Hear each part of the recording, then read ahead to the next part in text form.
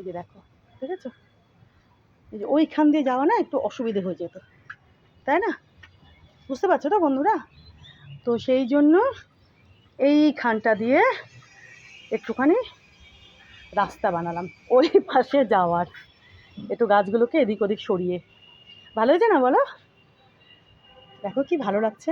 আর এই যে মাধবীলতা গাছখানা ছিল মধুমালতীর, ওনাকে এই যে এই পাশে রেখেছি। এখানে ইনি আরও সুন্দরভাবে বাড়বেন, আরও প্রচুর ঝাঁকড়া হবেন, বড় হবেন, আর ফুলও আরও প্রচুর প্রচুর ধরবে, তাই না বলো? দেখো এখানে ভালো হয়েছে না? ওই কর্নারের থেকে এইখানটাতে দেখো মাধবীলতা গাছখানাকে রেখে আরও ভালো হয়েছে। আর আজকে অনেক থোক টগরও ফুটেছে, চলো তোমাদের একটু দেখায় তারা।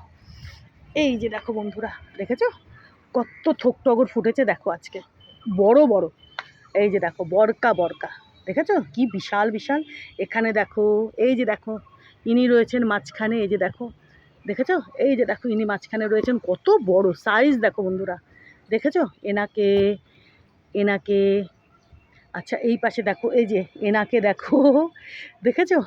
দেখো এনাকে, কুড়িগুলো দেখো না, ঢাউস ঢাউস, তো ফুল তো ঢাউস ঢাউস হবেই। তারপরে ওই যে দেখো ওই পাশে রয়েছে, তার এই পাশ থেকে দেখায়, এই যে ইনি দুদিন আগে ফুটেছিলেন, দেখেছো কি বিশাল বিশাল টগর হয় এই গাছে, বিশাল বিশাল সাদা থোক টগর, টগর সাদাই হয়।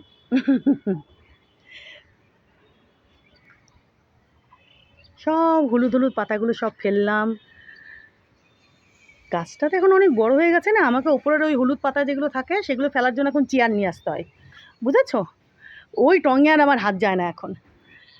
টুকটাক অনেকগুলো কাজ করলাম, বুঝেছো বন্ধুরা? অনেক আগে এসেছি তো, অনেক কাজ করলাম ছাদেরই।